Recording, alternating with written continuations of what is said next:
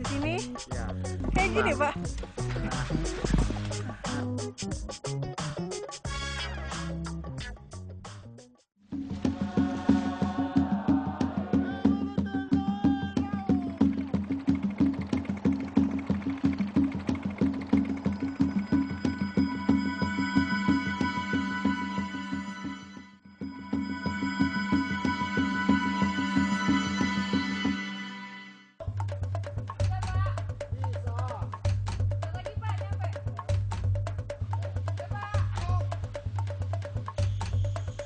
Suku Bonai bukanlah suku terasing. Sejak lama mereka aktif berdagang dan hidup berpindah.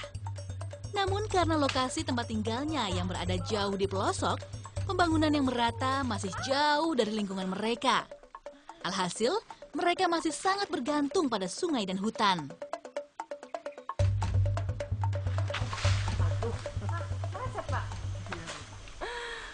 Bonai, masyarakatnya terkenal akan kemampuannya dalam meracik obat.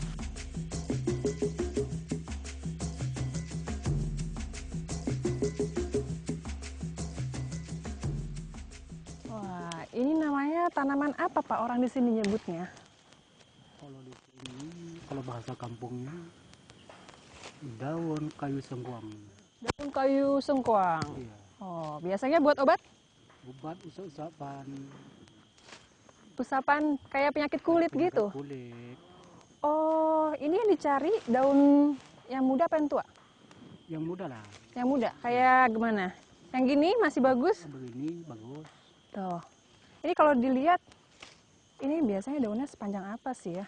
Tuh, maksimal sejengkal 20 sentian ya. Wah. Dan batangnya nggak dipakai juga, jadi kita tinggal aja di sini ya. Iya. Sengkuang termasuk tumbuhan hutan hujan tropis yang mudah ditemui di sepanjang Sumatera dan Kalimantan. Tingginya dapat mencapai 20 meter dengan buah yang bisa dikonsumsi. Tapi sayang, saat ini bukan musimnya.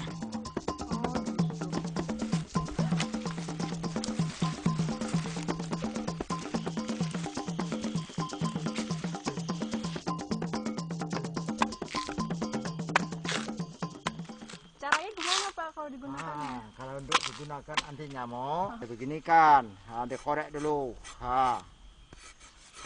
Udah dapat apa yang udah dikorek. Rambutnya. Ya sabutnya ini, baru gini kan. Di apain? Ditaruh di telapak tangan, diusap-usap Kan baru. ada airnya kan. Baunya kayak bau ini Pak. Ya, Apa sih? Bau apa ya? bau minyak angin. Jadi mungkin itu yang Ya. buat obat anti nyamuknya ya, Iya. karena baunya menyengat juga. Gini kan. Diolesin ke tubuh. Jadi yang digunakan itu adalah kulit bagian dalamnya, Iya, bukan dalam. bagian luarnya. Bukan. Wah. Ayo Pak, terusin lagi Pak, kita kumpulkan buat obat-obat di sini. Pemanfaatan dari tumbuhan bernama latin Pachyrhizos erosus ini tidak hanya terbatas pada kulit batangnya saja. Di negara lain, biji buahnya yang kaya akan rotenon biasa digunakan sebagai insektisida dan pestisida alami. Ini tuh. Waduh. Di sini, Ya. terus jalan. Jalan. Jongkok ke sakit badan. Kayak gini Pak. Dah. Berat tuh, tapi Yuk, lewat Pak. Dah. Ayo. Namanya kita seragakan. Sampan berdayung, kita berdayung mencari sampan berdayung, anak nelayan mencari ikan. main nyanyi terus. Dapatlah ikan, mari kita jual. Gimana Pak pohonnya? Nah inilah pohonnya, Apa namanya? pohon kayu pudu.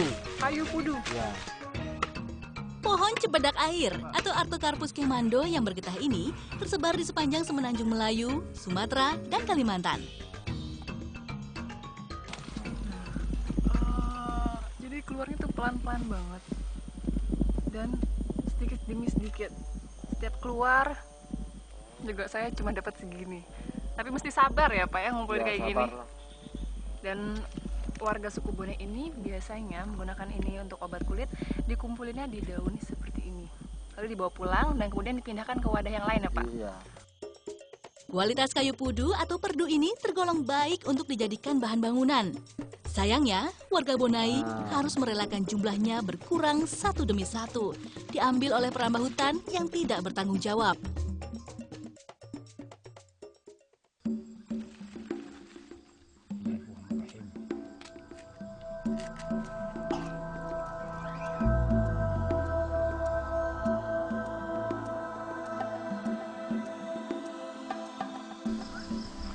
Nah, dari daun sengkoang yang didapatkan tadi, kemudian dipotong kecil-kecil dan kemudian diberikan air dan lalu dibacakan doa oleh Pak Rashid ini. Lalu selanjutnya diapakan Pak? Dioles. Dioles ke pipi sang pasien. Sakit gigi. Oh gitu, boleh sekarang dilakukan. Oke. Dioleskannya itu di bagian luar ya, padahal Iya, iya. gigi yang sakit bagian Ya dalam. itulah akan di dalam putus maripat tadi. Di luar bisa di dalam. Jadi tujuannya untuk mengurangi bengkak atau mengurangi iya. rasa sakit, Iya Pak? sakit. Dan bisa semuanya dan semua gigi ini supaya bagus sakitnya supaya dapat menghilang atau berkurang. Oh gitu, oke.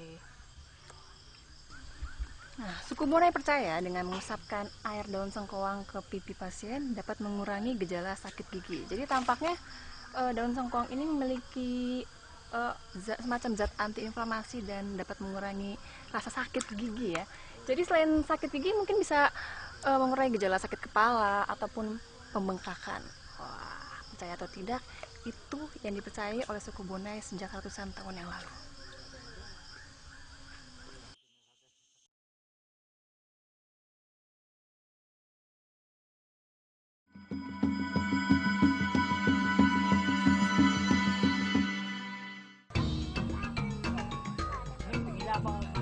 Danau Ulak Patian ini dahulunya adalah bagian dari aliran sungai Rokan Hulu. Kondisi pasang surut dan aliran yang tertimbun tanah menyebabkan alirannya terputus hingga menjadi danau tenang yang selalu memberikan sumber ikan bagi masyarakat Bonai.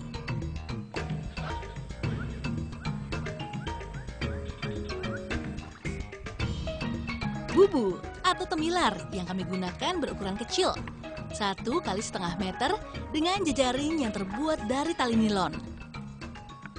Jadi jangan sampai salah nih, lubangnya di sini. Jadi nenggelaminnya sebelah sini ya Pak ya, agar ikannya bisa masuk. Dan seperti aturan Pak ini, Pak Mukhtar tadi, setengah tenggelam, setengah terapung. Kemudian diikat dengan ranting seperti ini. Kalau lubang yang sekecil tadi itu, berarti ikannya kecil-kecil ya Pak yang bisa didapat ya? Ya besar kecil lah. Ikan itu bisa lewat itu. Oke.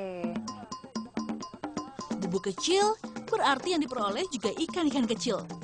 Kami membutuhkan bubu yang lebih besar.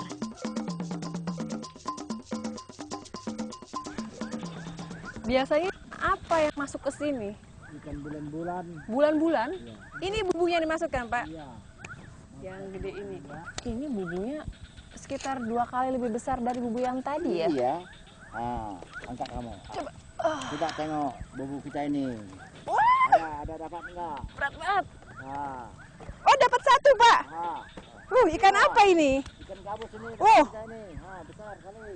Besar sekali. Ini ada sekitar, ini ambilnya gimana Pak? Ya, ngambilnya di sana. Kita balikkan ini. Oke. Wah, berat sekali. Berat lah. Si Bapak. Hati-hati. Cuma. Aduh. Aduh. Ini kan.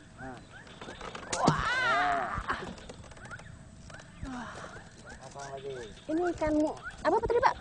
Ikan gabus. Gabus. Saya pegang ya. Ini ukurannya sepanjang apa? Masih fresh. Ukuran panjang 50 cm. Dan ikan gabus ini termasuk ikan predator karena dia pemangsa ikan-ikan kecil di sekitarnya. Lumayan Pak, Ya. 1 ikan gabus ini. Ya, lumayan lah.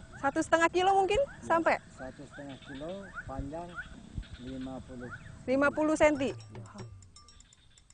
Ikan gabus atau Channa striata ukurannya dapat mencapai 1 meter. Kepalanya agak gepeng seperti ular. Karenanya ikan ini disebut juga snakehead. Gabus juga terkenal sebagai ikan yang dapat bertahan hidup lama tanpa air. Gabus juga memiliki nilai ekonomis tinggi karena dagingnya mengandung albumin yang berkhasiat dalam penyembuhan luka. Nah, udah masuk ikan kita.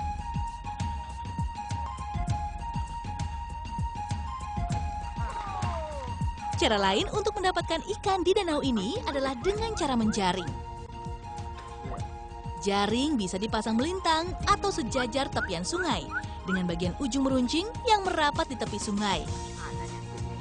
Memasang jaring bukan perkara mudah, butuh kerjasama yang baik antara pemasang jaring dengan pengulur jaring yang berada di perahu. Jika tidak, jaring akan kusut dan tidak maksimal menyapu air. Berapa panjangnya, Pak? 30 meter. Datang ini satu, Wah, ikan apa? ikan bulan-bulan ini. Coba saya coba melepaskannya bagaimana caranya? Ikan bulan-bulan? Iya. Kecil ya? Ini sekitar 20 cm dan ikannya bentuknya pipih. Au.